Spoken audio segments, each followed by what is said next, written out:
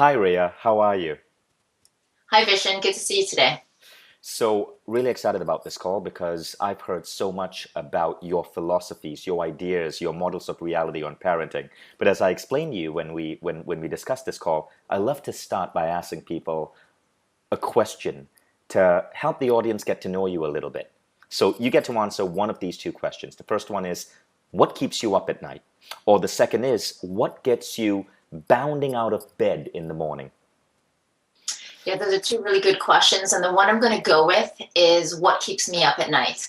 And that is the future of education for my children, and for all children, really, but really thinking about what allows children to come alive, be vibrant, get excited, feel nourished inside, outside, to offer opportunities for their creativity to bloom. Those are the things. And where can I put my kids right now? I have children that are 8 and 6. And they're not in a traditional school, but I've yet to see something that really pulls together all the things that I want to see in a school that I know is capable of being out there. And right now I'm at the cusp of, do I need to just create it myself? So that's what's keeping me up at night about how I tackle this and what I can bring to the table so that my kids can come alive. But what other kids are going to be part of this venture can also really tap into something beautiful for their life and prepare them for the future. Well, I think it's a very noble mission. As a parent myself, and I know you have two kids, 8 and 6. Mine Yes. are 8 and 2. And as a Right. parent myself, I think we all agree that the way the modern education system works is highly inadequate. If you are a human being born on Earth today, odds are your education was inadequate.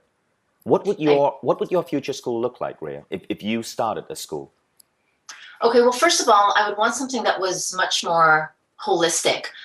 And it's going to start with the teachers and the parents and how the school integrates everybody. So, for example, if we think back to our childhood and we think about what teachers were around that had us come alive, if we were lucky, we have one, maybe two, right? So, what is it that we have to do to the enriching of our children about sussing out or vetting out who are the people that who have eyes that dance, who have a natural innate curiosity, who have a questioning attitude, an inquiring mind. Who are those people? And this is not about going to school and getting a teaching degree. This could be anybody. If they have that light in them, those are the people that you want to put in front of the children to begin with. So if we're going to train children, teachers, and put them into some sort of educational system themselves, let that be the emphasis. Because the other things are just details. That is something that's much harder to train somebody on.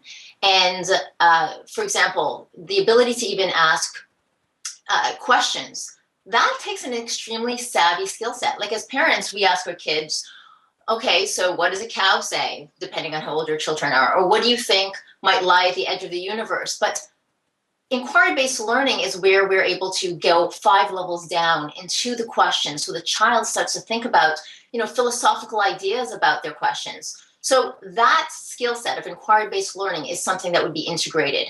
How? I don't really want a school where I'm teaching teachers how to come alive. That's something I'm hoping that we vet out right from the start. Hmm. But there's an entire spectrum of abilities that we can at least bring their awareness to. So for example, how does a child feel when you're in a classroom from the moment they enter into the class? They're looking to see who's giving them eye contact. For example, Vishen, you have two children. You have a 2-year-old and an 8-year-old.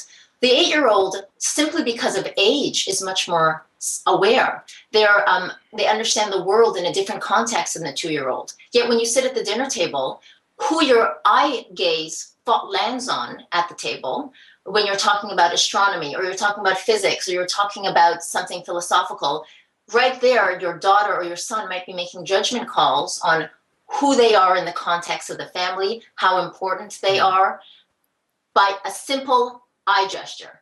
So when we understand all the minuscule things that go into creating connection, creating attunement, creating a sense of a joy to be in a space, that teacher now has to think about all of that as she comes and engages with each child from the moment that child enters into the classroom, by her aliveness, by her eye gaze, by her focus, and then, as I mentioned, from the questions. So that's one part of it, is the teachers being really amazing people. The second part is we have this divide between the school system and the parents. So the parents might be part of the PTA and they might come in and want to bring in laptops into the school or organize a bake sale. But really, if we want our children to grow and expand in all areas, we have to make sure that we get the parents. We get the parents on board.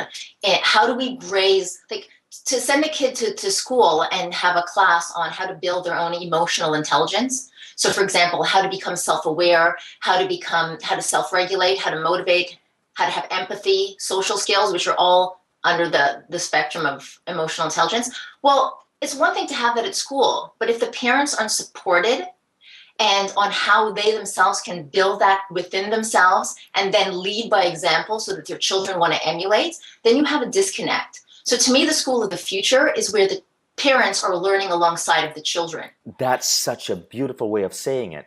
I want to just go to the first thing you said about how something as simple as eye contact can cause your kid's meaning-making machine to take off in different directions and interpret the world in a certain way. That reminds me of something that Shelley Lefko is another American parenting expert. She's going to be on this program. And I recently interviewed her husband, Morty Lefko, who is on this program. And Morty talks about how, as human beings, one of the biggest things that causes stress and anxiety in our adult years are the meanings that we have created about the world around us. Our pet father doesn't make eye contact with us when he talks. And it could be because, I don't know, he's cockeyed or he has a low attention span. We conclude that we aren't significant enough. Correct. And I love the Correct. second thing you said, because it always does seem dysfunctional in our world today that there are no certification programs or courses for parents like you. You know, when I became a dad, I was just thrust into it. And I had to figure out everything for my first 2 or 3 years. I'm still figuring stuff out. And most parents don't have the luxury of being able to learn from experts like you. They do, and it makes perfect sense to have that at like the school. Every parent is looking to send their kids to some sort of school, be it a homeschool, be it unschooling, but somewhere where they're working with somebody who's teaching the children if the parents isn't doing it themselves. I just want to speak to something you said about, it could, the meaning makers that we are. Mm-hmm. Yeah. One really important hack for that for our children so that they learn that not to be attached to any one meaning is really building from a very young age the ability to take perspectives. So I'm going to give you an example. The other day when I was driving the car, a lady swerved in front of me and I had to slam the brakes and I had the two kids in the car. And I remember at that moment, I felt angry and frustrated. And instantly I'm thinking, this woman is a danger to society and she could have hurt us. And in my frustration, I said, geez. And it was loud and the kids heard me. And of course, I've got little accountability partners now because they've been well trained. So they go, Mommy, breathe. And then my daughter said, oh, the woman wasn't very nice. And instantly, the first thing I went to was my own self-regulation, not to appease what she said, because that's where all of our power comes from, is how well we can quickly calm our nervous system, calm our animal, so that I can address what's just happened. And then I realized meaning has been made from my reaction. So in that moment, what I do is I go through a little perspective taking journey with them where I ask them, hey, why do you think that woman was in a rush and just swerved in front of the car? And then they said, well, because, she just wasn't thinking and she just swerved in front of the car. I go, okay. And she's not very nice and kind. And I said, okay, that could be one of them. What's another reason that it could be? And they go, well, maybe their house is on fire and she has to get home. And I was like, yes, good. Okay, what else could it be? Well, maybe they have a daughter that's sick and in the hospital. And in that moment, you and I both know that if somebody cuts us off, but their daughter's in the hospital, we're thinking, cut everybody off. Just as long as you're not killing them, get there. And all of a sudden that helps with our own self-regulation, but allows our children not to be attached to any one thought or any one belief too closely. Right. And Morty Lefko, in another interview on this program, said that we create a lot of anxiety and stress in our life, not because there are actually things out there that are causing us anxiety and stress, but because we've made conclusions about the people around us. We're often stressed out because of a boss whom we think doesn't respect us, or an argument we had with our spouse and we think they don't honor something about our way of living. But what you just said is really interesting, because There's a scientific term called fundamental attribution error. And it Mm, says that simply, when someone cuts you off on the road, you assume that it's their character. But if you cut yes. someone off, you know that it isn't your character. It's because you were in a rush to save a burning house. Yes. And so we assume character traits on other people rather than looking at circumstances. That's fundamental attribution error. And I love what you said because you're training your kids to not be so prone to it.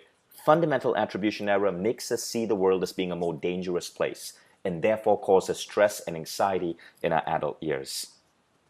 Absolutely. And we also want our children to grow into a world that they believe is safe and nourishing. Right.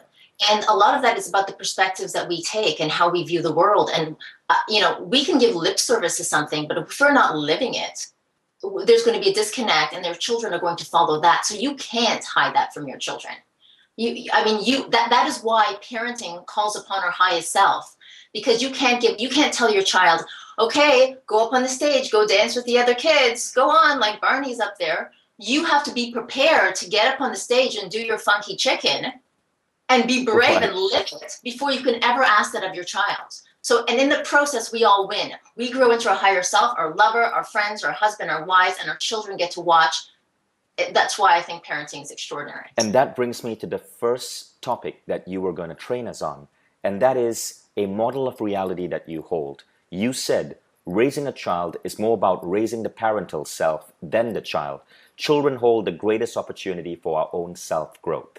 Can you talk about that?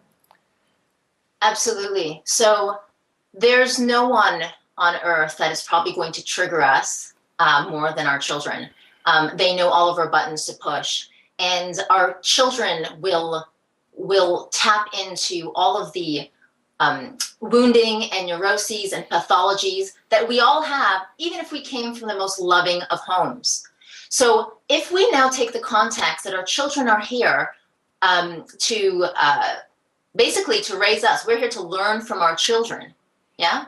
And when I say raise us, we're here to learn from the gifts that they offer us, because when we get triggered, now we have to think about, okay, what do I need to do so that I can push my defensiveness, push my ego, tap into my unconscious mind so that I can regulate myself, regulate my system so that I can show up the best I can for my children. And that involves us becoming very self-aware. And so how do we become self-aware? How do we tap into our unconscious motivations and our behaviors? How do we not get into the power struggle with our children that we often get into? One is, and I'd love to share with you how that's often done with how I do it, and that is to, first of all, always go to my breath. So I take 3 deep breaths. It's the quickest way to start regulating my nervous system. I midline from like behind the center of my forehead to just behind my navel. And I just imagine an imaginary line that's going up and down. And I go as quickly as I can without removing my focus or concentration. And then I look for sensations that are in my body. And this is something that I think is so important to teach our children as well. Because what often we do as parents is if the child is, for example, frustrated or angry or sad, our first mode of operation is to see how we can comfort the child. Oh, you fell, oh, you're hurt, or you're mad, how can I fix it? But we're going about that all wrong. It's very counterintuitive because our natural tendency is to want to fix the child or help the child. But the actual first person that should be helped is ourselves. Just like on the plane, when we put the oxygen mask on ourselves before we put it on our children, it's because we can't do anything for a child if we're dead, right? So it means we've got to save ourselves before we save the child.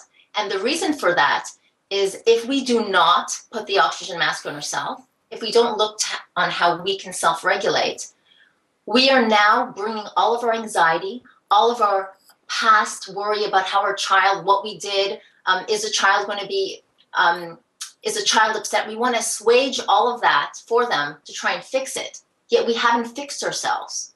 So until we're able to calm our system so we can show up the best way possible to deal with whatever their frustration or whatever their sadness or whatever their hurt is, then we're actually asking our children to hold space for us, right?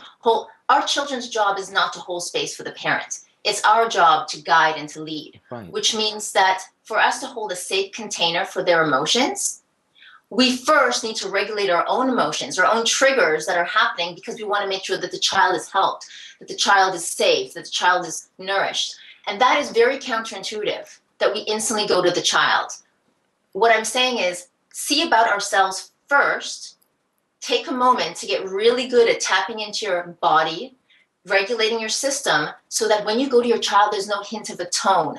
There's no, your body language isn't upset or stressed. Imagine your son just fell off his bike and you instantly run over to him and you're thinking, okay, are you okay? There's blood everywhere.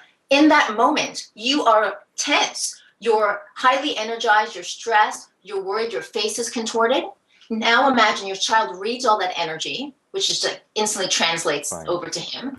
He now takes on the stress. He now has to hold space for you, right? Which we don't want him to be responsible for. So instead, if I just took a moment to calm my system down, then I can walk towards him, bring a sense of calm, energetically, not just by my words and my body language, energetically to the space and deal with the situation. So now he is being led by me versus the other way around. Wow, and I remember reading that somewhere, and it's something I've been practicing as a dad now for many years. When my son gets injured or is upset about something, to be calm, or even if I see him fall and I think he could be hurt, to walk to him calmly, see how he's doing without showing fear on my face. Because I realized that when I express fear or dread, he would feel even worse about what happened. Right. Because your child looks at your parental expressions for cues on how he Yes. should be feeling. That's exactly right. They are looking for a cues and they come in the most. I mean, think about when you've gone to a store before and the lady is that's serving you at the cash checkout. She's saying all the right things. She's saying things like, have a nice day. Did you find everything? But yet her tone, a lip curl, a little eyebrow twitch, it's like the conversation Right. under the conversations, that she's not really wishing you a good day, that she just doesn't want to be there and she's not happy. We can read into that, but recognizing that our cues come in subtleties.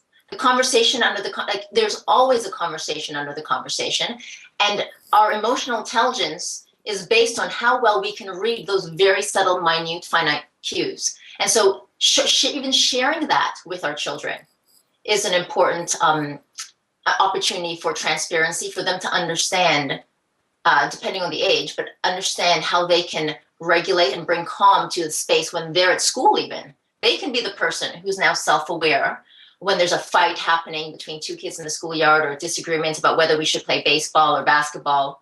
What can they do and bring to the space to be that sense of calm? Like an 8-year-old child can understand those concepts for sure, and that gives them an opportunity on our own growth and development to use that as a trampoline for themselves. Now, in the topic curriculum that you sent me, you also mentioned that you have a habit. So again, we are still on belief number one.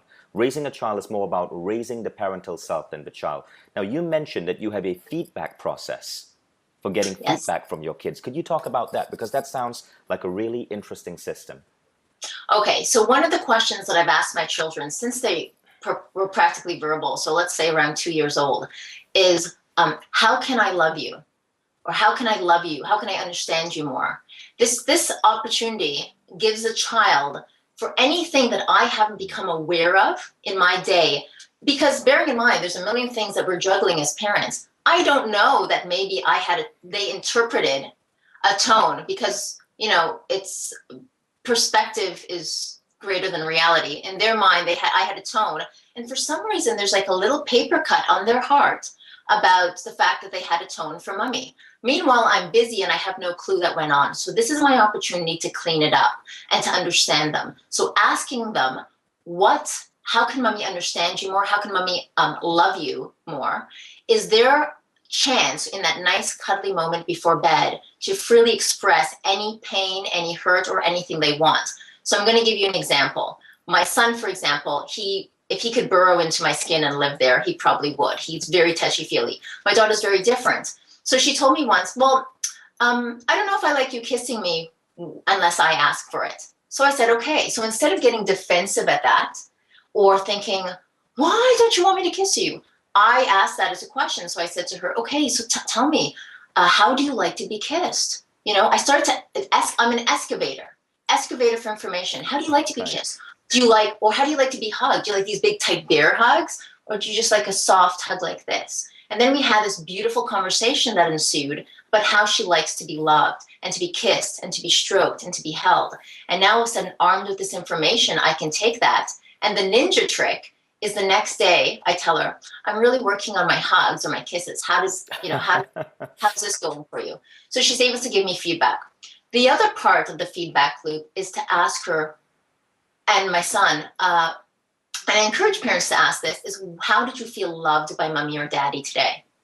It's a very, very important question because we know that our minds tend to get hijacked by negative things at times. So what we want is to bring them back and circle them back to moments in the day. It could be the most trivial of things where they felt loved. It could be after their soccer game, the dad put his hand on his shoulders. Sometimes the things you think that they're going to say are, you could have created this epic day for them, but what they remember is the fact that you tousled their hair right after the game.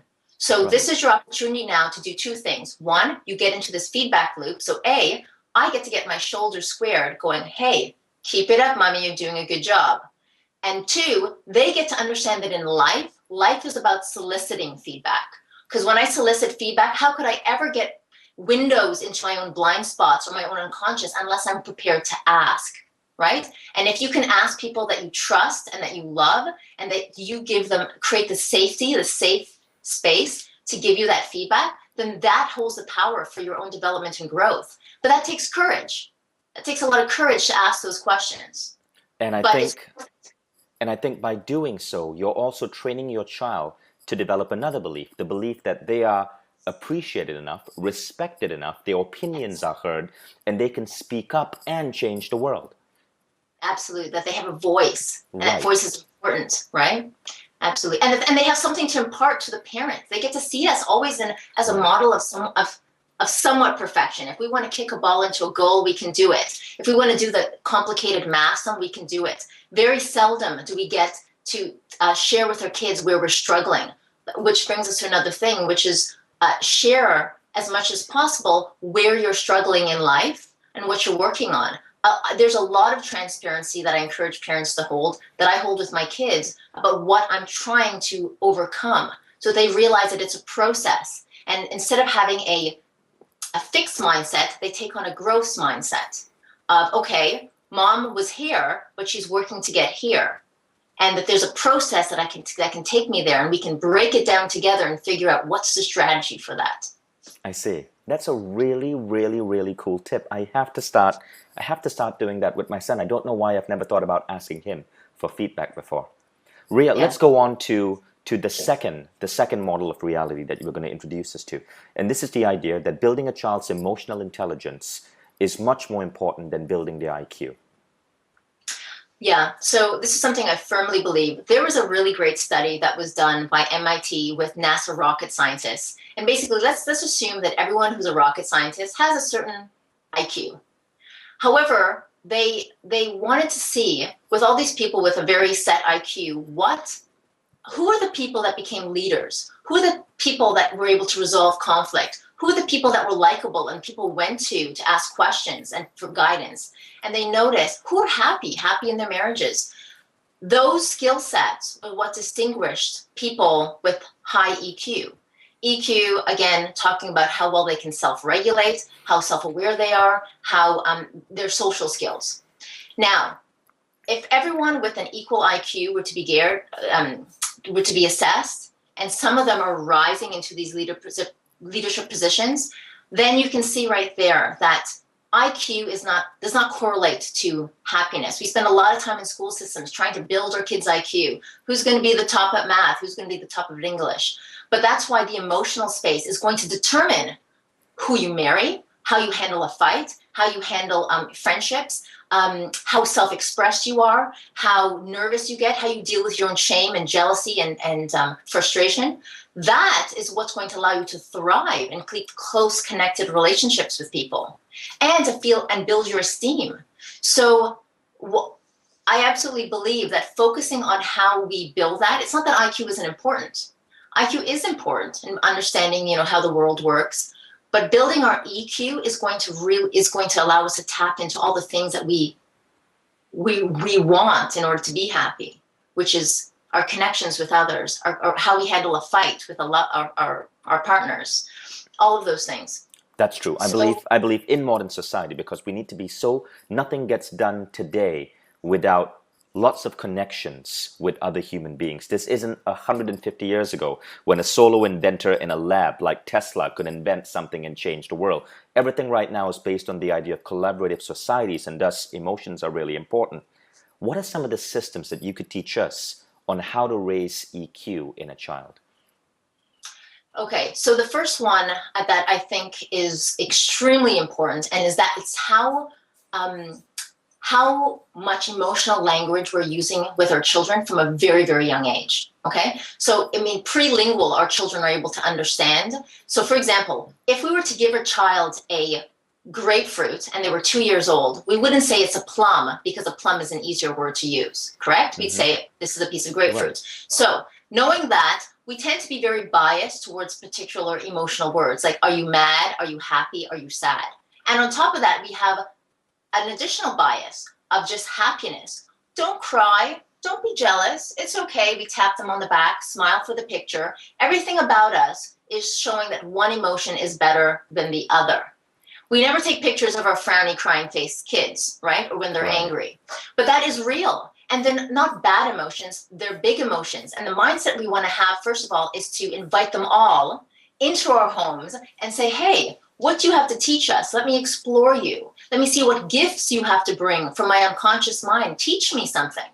So using language like jealousy, like rage, like the entire spectrum of anger has irritation and frustration and rage. Use that language with your children, and use it where you are sharing authentic stories about your own life. Right. Because what you want to do is create safety with your child, right?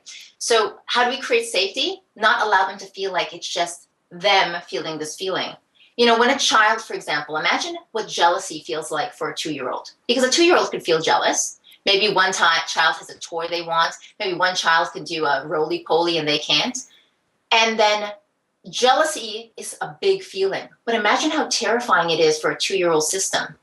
So they're 2 years old, they're feeling jealousy. No one's giving them the language. Dan Siegel, who's a famous neuroscientist and child development expert, talks about you've got to name it to tame it.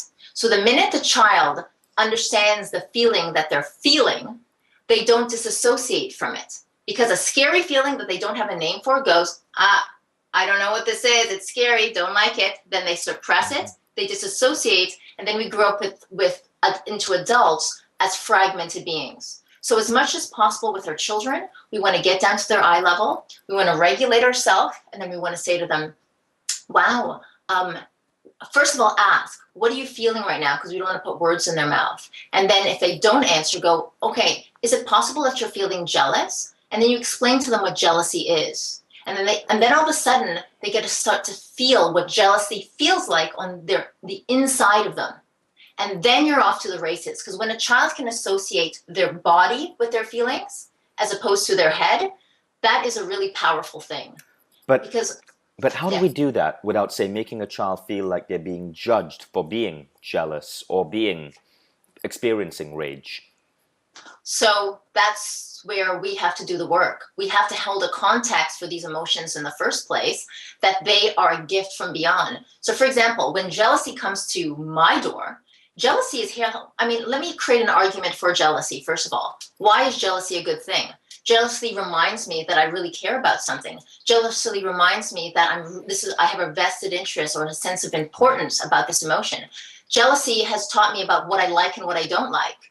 So jealousy is a gift. And so when he comes to the door, I'm also able to explore as jealousy comes in. And I tell him, sit down, enjoy yourself, teach me something.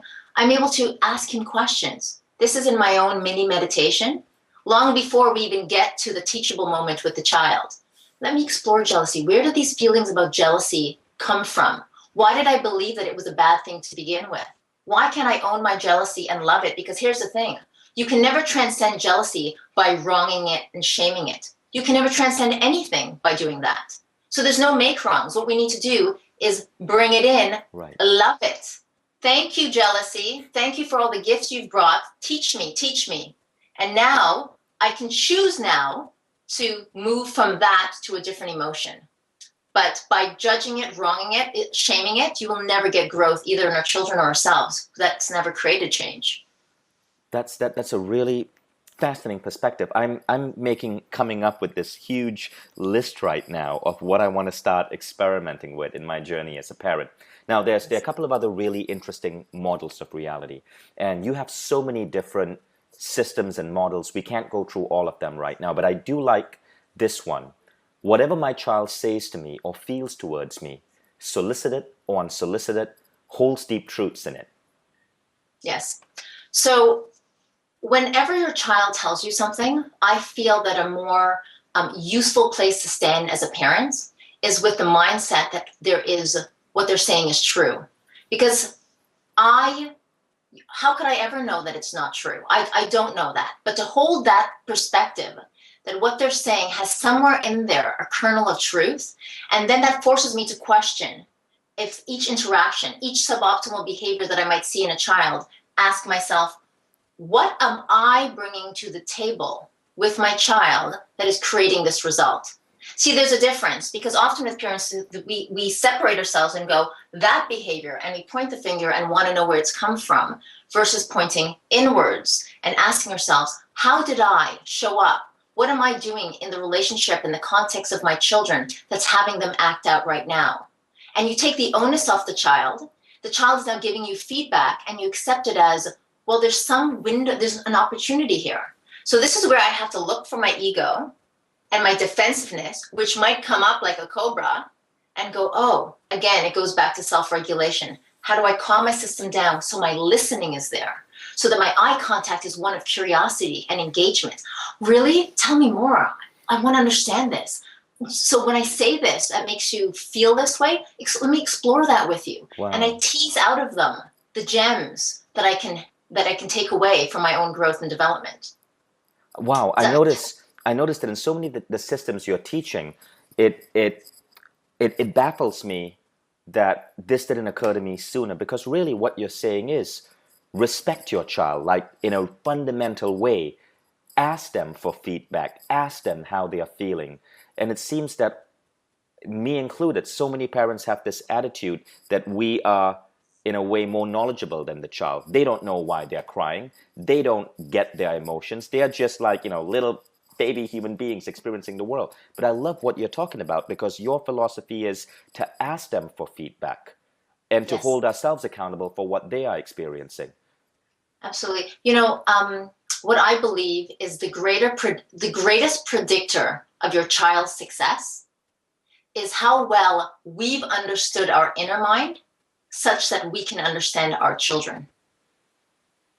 Are you with me? Mm-hmm. So the more reflective we are on our wounding, our neuroses, our crazies, our pathologies, our stresses, all the things that make us parts and bits of us, the more we're understanding it, where that's come from, not to shame it, not to blame it, that we're accepting of it, loving it, and then begin to transcend it. Our children's lives and development is hanging in the balance. So the greatest predictor of how well our children will do in life is how well we've understood our inner mind, such that we can understand our children. Mm-hmm. Now, when Gandhi said, the more a man knows, the more he forgives, you remember that saying from Gandhi? That what he's really saying is everything's forgivable if we can really understand, take the perspective of everybody else, understand why they do what they do. And that is really powerful to helping us parent well. I see. Now, you said this: if something is going on with the children, I ask myself, what am I saying, doing, or being that is creating that response in my children first? Take the onus and focus off the child and put it on us as the parent. So absolutely. So for example, if the child is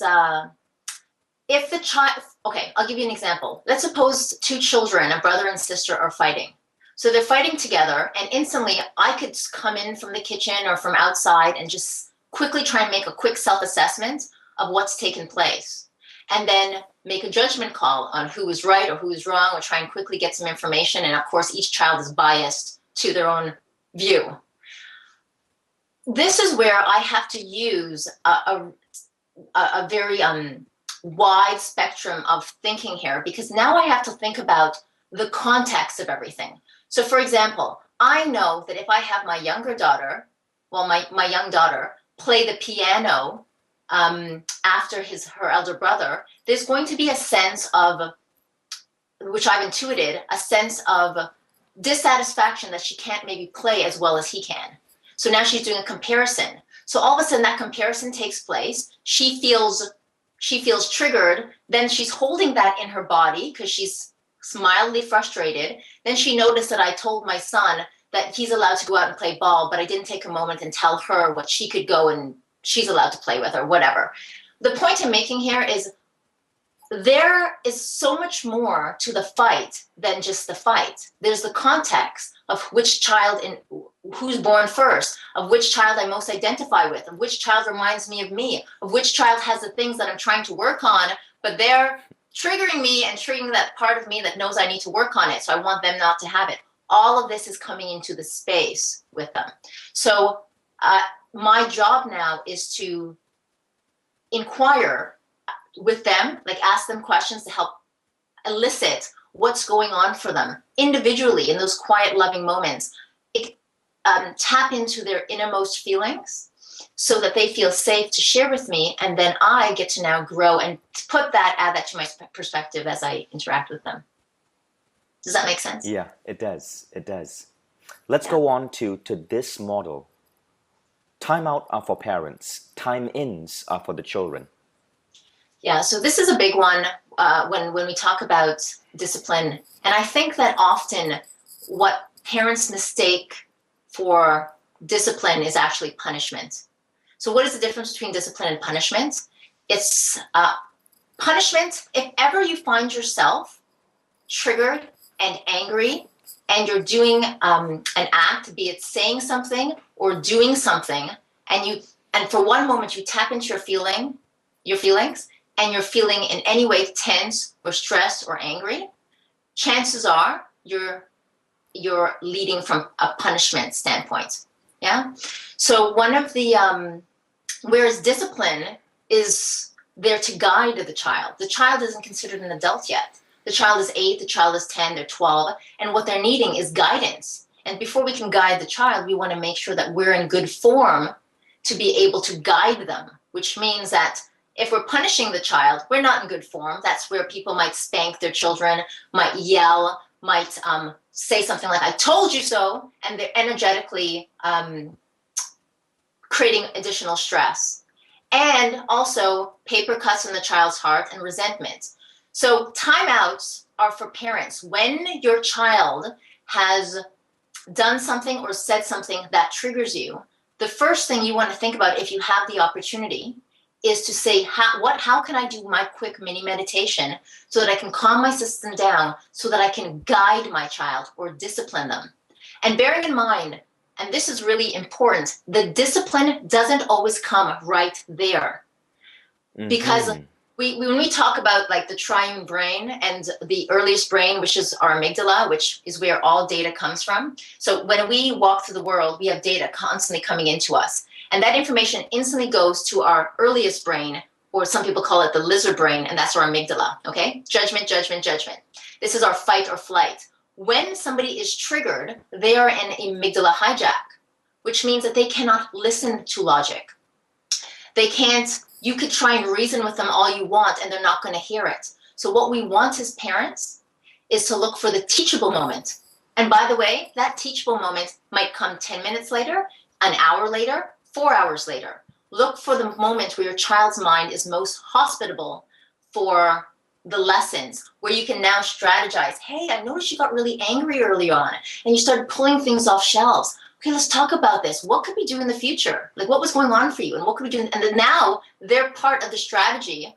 They've been guided on how to get through that. Yes. Wow, because that's another really powerful point. Because if you look at the world today, when a parent is disciplining a child, and I know I make this mistake, I create the discipline, the act of discipline, whether it's sending him to a corner at that moment when I'm most riled up, when I'm Yes. most facing anxiety or stress, which is precisely also the moment I most don't know what I'm doing.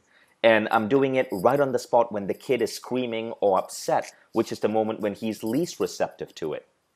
Yes.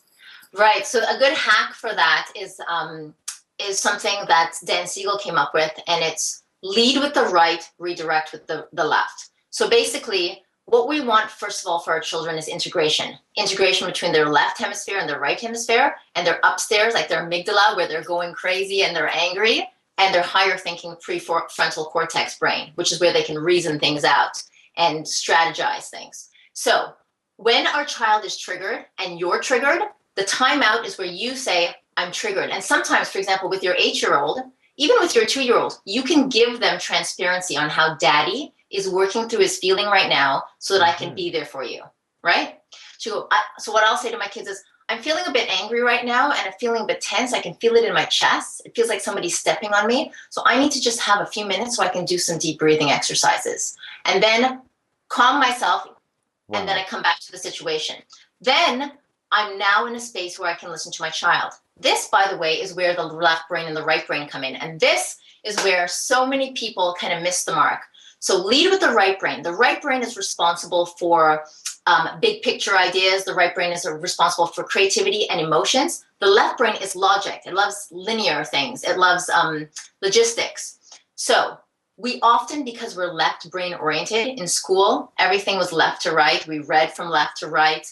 School focused on more left brain type academia. So it's not intuitive for us to lead with the right brain, which means that when someone's triggered, before we go into any logical, like for example, a son's upset because their friend's birthday party is before theirs and they want a birthday party. I'm just pulling something out of the air. They're triggered. If I were to say to the child, well, it's okay. Don't be upset. Your birthday's coming next week, so everything's going to be fine. So right there, what I've done is I've made the child's feeling wrong, right? Don't be upset. Right. I've now told the child, I've minimized his feelings and I've given him logic, which is true. Done it in an effort to comfort the child, but I've actually defeated it because the child's not feeling any better. I've given him some BS left brain stuff that isn't helping his emotional space. So now instead, what I do is I get down to his eye level and this is where attunement comes in, how attuned we are, basically, and we know when we're in it. We're in like a vibrational resonance with our kids. They say ku, we say ka, like it's just, they're in a dance, this exquisite dance. So at this moment, what we do is we get down to their eye level and go, wow, I can imagine that you're really frustrated right now. Is that how you're feeling? How are you feeling? Frustrated? So now we're using emotional words that they can learn themselves to articulate their feelings in the future. Yeah, I'm feeling upset. My friend's having a birthday party and mine's not here yet. Yeah, I can imagine that's really disappointing right now. And you kind of feel maybe a little bit angry, like you don't want to go, right? And I go, that's okay. Now I'm searching in my mind for an authentic story of where I Mm. myself have felt jealous or angry. Why? Because I want to create a safe container. I don't want him to feel like he's some child with a freak emotion, but mom's all right. I want to share with him that it's okay to feel that way. And I felt that way too. Here's an idea of what I've done. What do you think we could do? But everything about my tone, my eye contact, my nonverbal cues carries no judgment, carries softness, carries inquisitiveness and curiosity. And then he feels like, oh, wait a second, mom's in the trenches with me. I can trust mom. And when you have a child there, you can lead them anywhere. But they have to feel like they are in the trenches with you. Wow. I wish I'd spoken to you 7 years ago when my kid was already 1 years old and I was just learning to deal with this.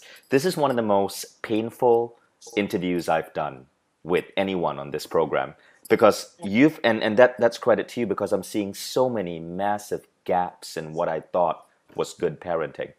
Thank you for that. It's a massive wake-up call.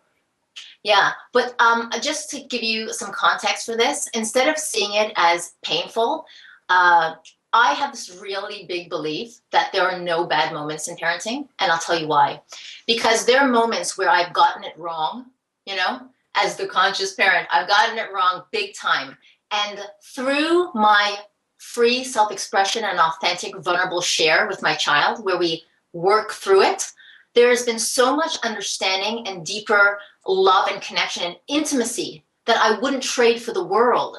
So I have a big belief that there's no statute of limitations to clean something up. So what I do now is if I do feel like I've done something, I go back to them and it's always cleaned up. And I never know what gem or epiphany or jewel is going to come out of those close connected moments. And they're extraordinary, some of them. So I wouldn't change it to be perfect because guess what? I'm not perfect and I don't want them to feel that I've gotten it perfect. So now that gives me lots of leeway to try and be my highest self. But when I get it wrong, create the jewels and the gems of the learning that's going to come from the discussion afterwards, the teachable moments. Brilliant. I like that. Thank you for making me feel better. Yeah. So we've covered 4 different models. I'm going to recap so everyone remembers. The first one was raising a child is more about raising the parental self than the child. Children hold the greatest opportunity for our own self-growth. Then we spoke about how building a child's EQ is more important than their IQ. Third, we went on to whatever my child says to me or feels towards me, solicited or not, holds deep truths in it. Then we went on to number 4. Time out are for parents, time ins are for children. Now we have 2 more. And the 5th model of reality is discussing our children's painful experiences without distraction in great detail allows them to transcend them. And I know we already kind of went into this. Let's expand more on this. Yeah, that's a good one. And here's why. As parents, we don't want our kids to be in a bogged down by pain or by sadness. So we tend to want to shield them for things and kind of, do a lot of smoke and mirrors sometimes. I'm going to give you an example. About 3 years ago, it was the first time we had a babysitter, and my son rode his bike and hit into a tree. Went down a really gravel hill in the forest behind our house and hit into a tree.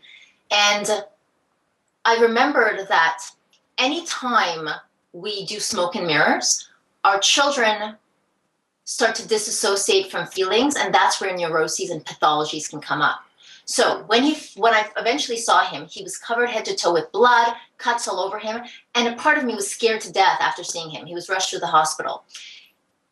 In the ride to the hospital, I could have said, hey, when we're done, we're going to get some ice cream. Can't wait. And hey, aren't you going to your friend's house tomorrow? He's got a pool. It's going to be a lot of fun. Smoke and mirrors. But instead, I did a deep dive into every last granular thing that happened. So we talked about it in the form of a narrative, like a story.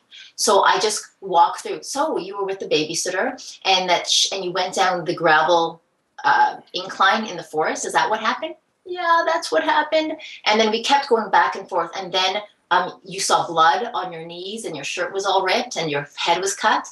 Yeah, that's what happened. So I'm going back and forth. The purpose of that is to tease out every bit of stress, worry, fear, uncomfortability, fright that would have occurred from him going through all of that. Mm-hmm. Why? Because the minute I leave it, it's going to fester. They might be smiling the next day, but from that, my child could have a fear of babysitters, a fear of blood, a fear of getting on bikes, a fear of doctors and nurses, a fear of hospitals. I don't want that. All those fears have come from somewhere in our childhood, right? So what we do is we talk about it, and then we might have to go back 4 hours later so that they get a chance to process it out of them.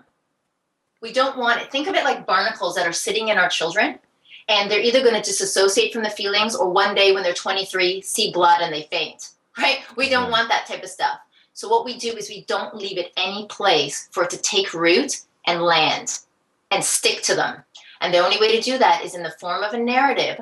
Talk to your kids about the big, scary, crazy, fearful things. If mommy and daddy have an argument and they were witness to that, instead of going, we're happy, everything's good over here, we don't want our children to ever have to hold space for us, but we can say, hey, mom and dad's voices got a little bit tense and we got a little bit stressed out, but I want you to know that we're always committed to working through this. And even though we get loud, we have to just remember that we need to take our deep breaths.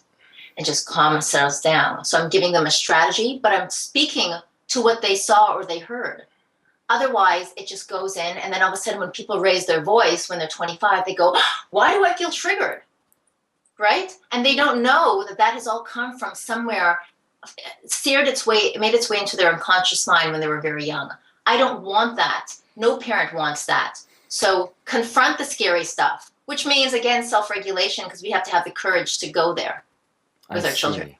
I see. That's a really, really, really great point. And it goes back to what you said at the beginning of this session when we spoke about how children have these amazing meaning-making machines. So yes, it's not just the act of falling down that gravel road. It could lead to fear of babysitters, fear of bikes, lack of Yes. self-confidence as they grow older. And I can see why it's so important for you to take that narrative with them and help them replay that entire thing in their head logically Yes. without creating false meanings. So, Ria, let's move to the final model that you're going to be talking about.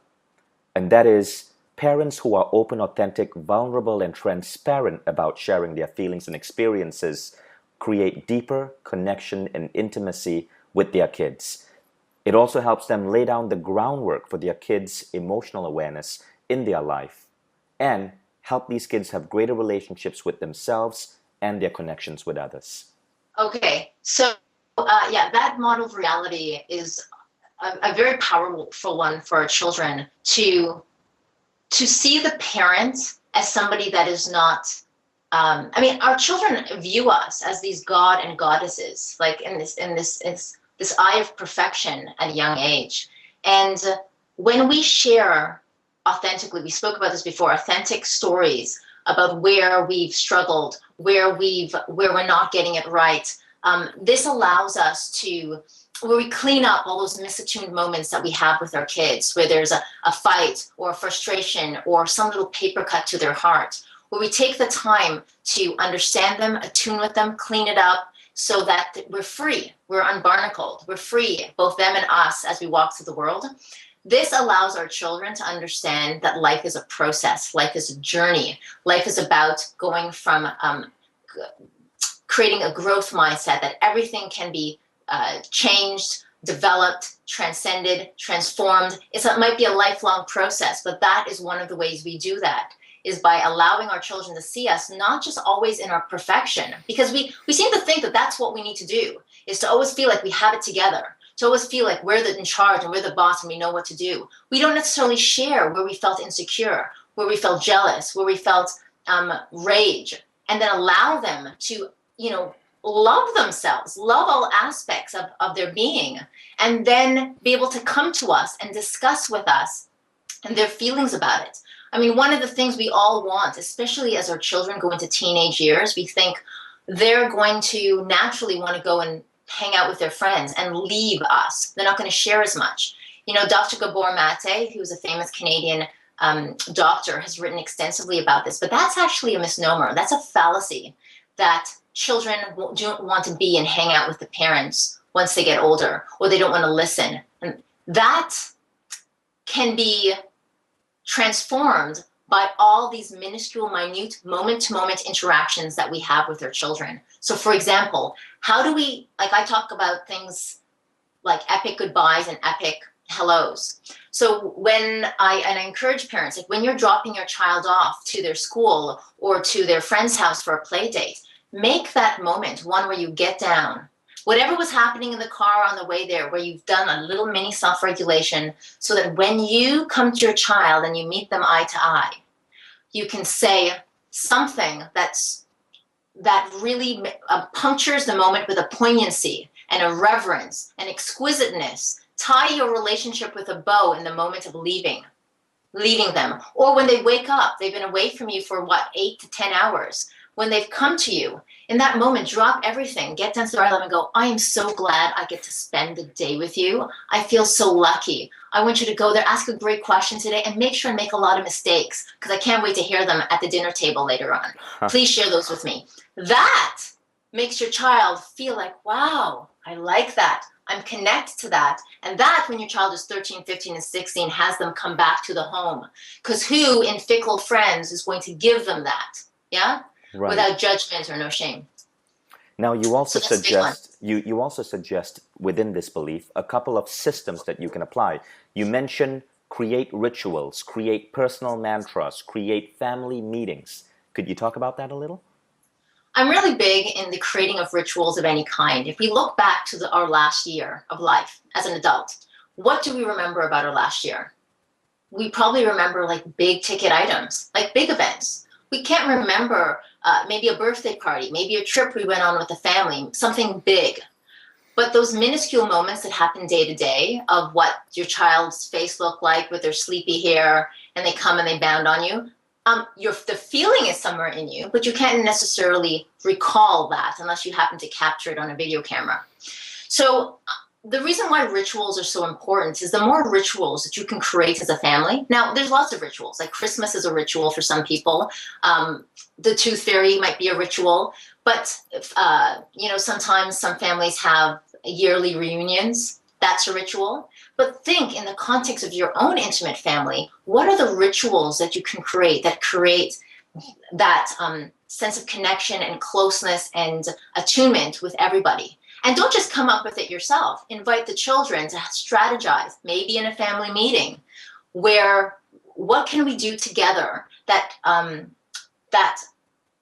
after recognizing what our family identity is and what we're committed to. I mean, some of those in a family meeting we've created, like what are the things? Our family's committed to having fun. Our family's committed to being curious and trying out new things. We have that all over the house. So as part of our family identity, now we can say to each other, okay, what ritual can we do that could be fun for us and allows us to learn? What would you like? Sometimes it was like whenever daddy or mommy went away, we each created a little bead that would hang from their bedhead. And so each bead was an intention that everyone put on it. Okay? Simple. I mean, the sky's the limit with these things. So I create an intention for them, and that's my bead. My son would create an intention for his sister, my husband. Everyone would create an intention. So everyone's left with 4 beads. And that bead is our little token. And we know that that is a ritual that we do every time somebody goes away, but it allows us to remember what that bead represented or how we see them in the world or what our hope for. Whatever it is something special and unique. But then you find that children go, oh, I like that. I want that. Hey, we've got to create our beads. And now that becomes, when you look back with your children about our life, or they share with their friends, this was the extraordinary things my parents used to do. These are the things, family meetings, Right. rituals. Yeah. Tell us about mantras. Mantras. Okay. So a mantra for us has been an opportunity for us to think about what are the things that we believe in and that we're aligned with. So when my kids were about, I think they were 4 and 5, we sat down and we thought about statements that allow us to, move through the world with a sense of joy and confidence and energy. What are those? They were at the age where they could articulate their feelings and their thoughts. And, one of them was, I'm powerful, I am beautiful, I am loved. I mean, it's going to be unique for every family, right? But we collaborated on it, mostly them. We put it up, and then we put it everywhere that the children would see it often. So, for example, it was right by their bed. There was, before I leave them in the morning and would drop them off to school, I'd say, hey, what should we do? So would somebody like to lead us into our mantra?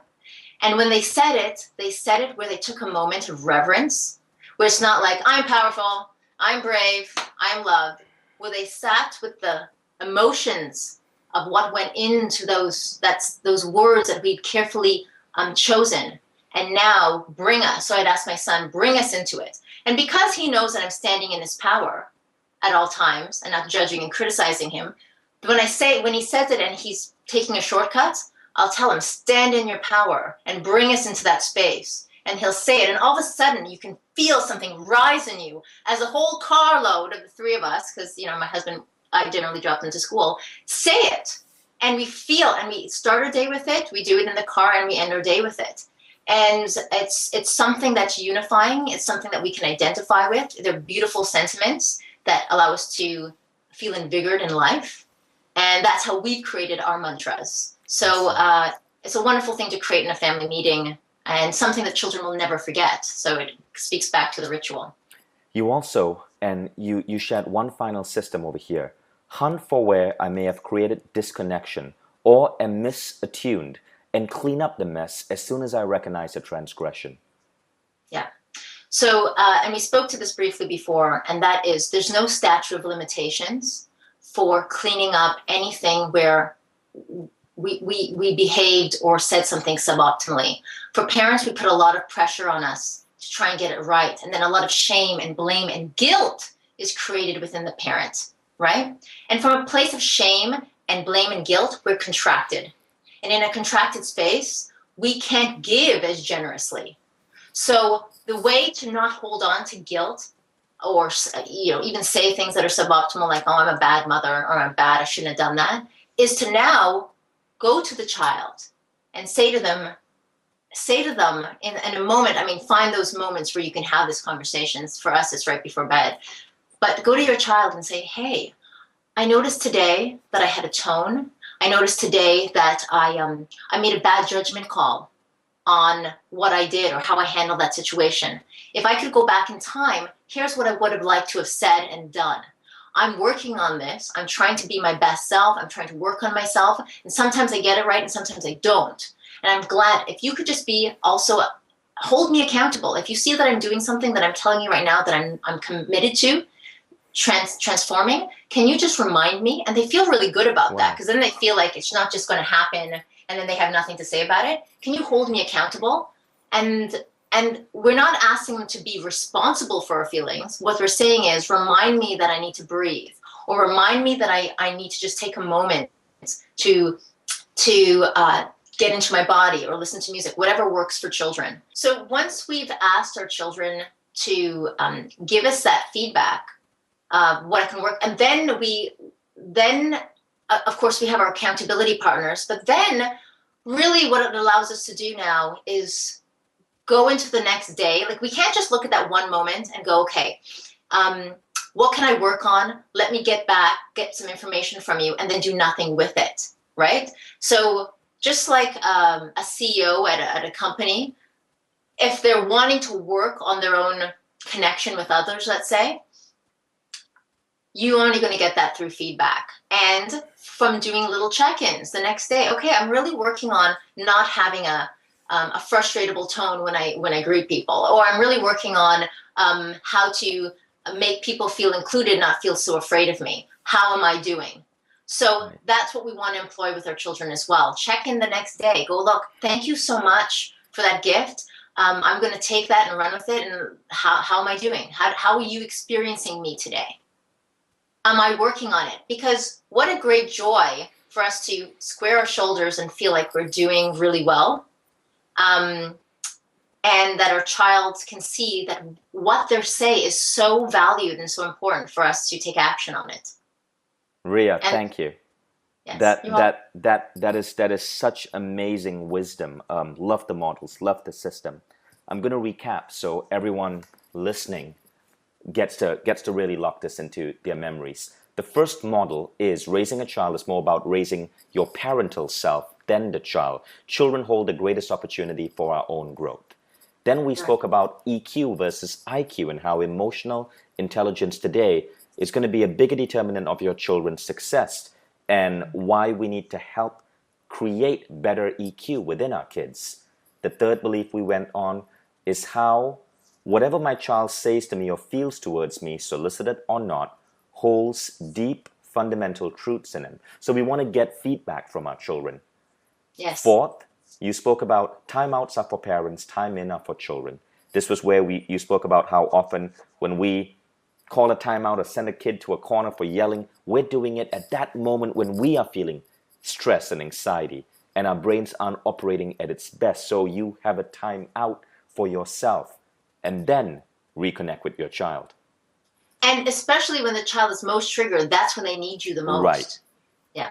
Then the fifth one is discussing our children's painful experiences without distraction in great detail allows them to transcend it. And here you gave the story of the bike going down the gravel cliff. Yes. Finally, we spoke about how parents who are open, authentic, vulnerable in sharing their feelings create deeper connections and intimacy with their children. And we spoke about family meetings, mantras, and rituals. Yes. So those are some incredible models. For those of you who are listening, I hope you got some amazing ideas on how you could change things a little as a parent. What I learned from this personally, Rhea, and those of you who are listening, is that I got to start treating my kid as more than a kid, asking him for feedback, not this being dismissive of his feelings. I realized a lot of things I can improve on.